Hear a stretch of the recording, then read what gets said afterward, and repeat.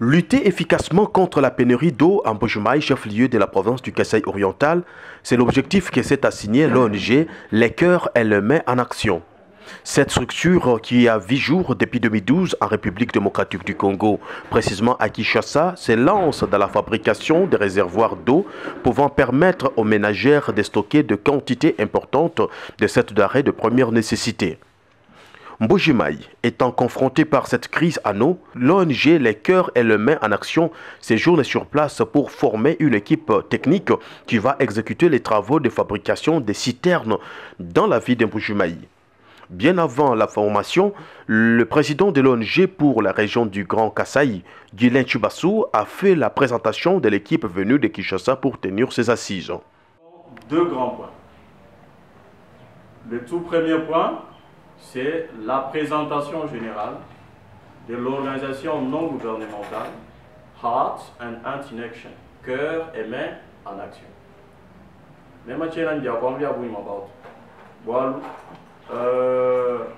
La bouche autorisée est là. Une présentation bien sûr brève, mais un peu en détail. Na leja malumanena akadi organisation et tout moins ça. Kabianu et tout munemu du tout en Japon ou matuna abuni en Afrique. Ni munemu na l'organisation ni boulongo du Buteka. Quels sont les animateurs au niveau de la province? Et projet du Mukadra Kai. Et deuxièmement, nous avons l'ingénieur Jean-Jacques, il est chargé pour exécuter le projet de construction à réservoir d'eau. Prenant la parole à son tour, le président national d'Elson Lyon Kamwela a quant à lui donné l'aperçu de l'ONG Les Cœurs et le met en action. Nous sommes une organisation non gouvernementale composée de 5 personnes, dont je suis une des personnes composantes. Alors ici à Kinshasa, ici en Mbuji-Mayi plutôt, nous sommes venus 4. Il y a l'ingénieur côté technique et aussi son adjoint, et là, Serge Nsenga. Et ici nous sommes venus exécuter un projet de réservoir d'eau compte tenu de la pénurie d'eau à Mbuji-Mayi. Nous en avons déjà exécuté des centaines. Là où nous venons côté de l'outil, nous avons déjà plus de centaines au-delà. Alors, compte tenu de tout à l'heure, les réseaux sociaux, vous voyez, l'enfant a 15 kg, même passé à maï, 20 kg, donc ça nous a un peu touché. Alors, coordonnateur international va bien non, essayer d'élaborer un mini-projet.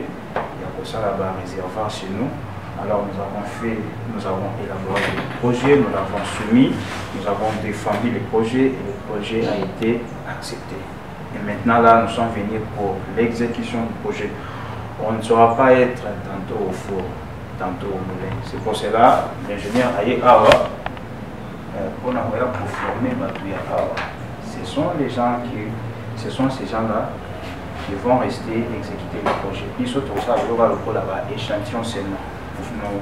On en a déjà construit 15, et maintenant là, nous allons construire encore 20 citernes. Donc au total, ça sera 35 citernes.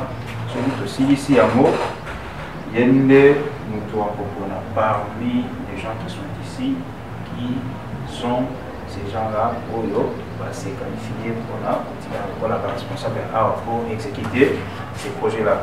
Le formateur, ingénieur Jean-Jacques, a ensuite pris la parole pour débuter la formation. Je tiens à remercier tout le monde parce que vous avez reçu de votre présence. Alors, je suis très heureux.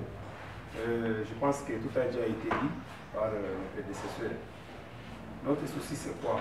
Donc, nous avons besoin de former une équipe mobile ici en Mbuji-Mayi parce que nous ne serons pas parcourus partout. Ça veut dire que nous voulons construire par exemple à Kinshasa et puis venir après commencer à construire ici alors que nous avons des ingénieurs, nous avons des bons techniciens partout. Donc, ils peuvent travailler eux-mêmes. Alors nous sommes venus juste pour vous accompagner, vous donner quelque chose comme modeste participation à ce que vous connaissez déjà, notamment dans la construction du citernes. Chez nous, nous avons commencé ce projet depuis 2014 avec lui-même le concepteur de ce projet. En fait, c'est un blanc, M. Paul Ackerman. Il est en Hollande, celui qui a conçu ce projet. Alors, ce sont des techniques plus pratiques. que même le moindre maçon peut exécuter. Alors, je sais que l'autre a déjà dit, nous construisons des étages, nous faisons tout ce qu'on fait. Mais il faut profiter de l'occasion pour vraiment vous accaparer de cette connaissance. En fait, notre citerne, la citerne comme telle, s'exécute en 6 jours. En 6 jours tout simplement. En 6 jours, pourquoi? Parce que nous donnons le plus de temps au toit là de sécher. Parce que ce toit là est amovible. Vous le faites à côté, puis vous devez le transporter pour le déposer.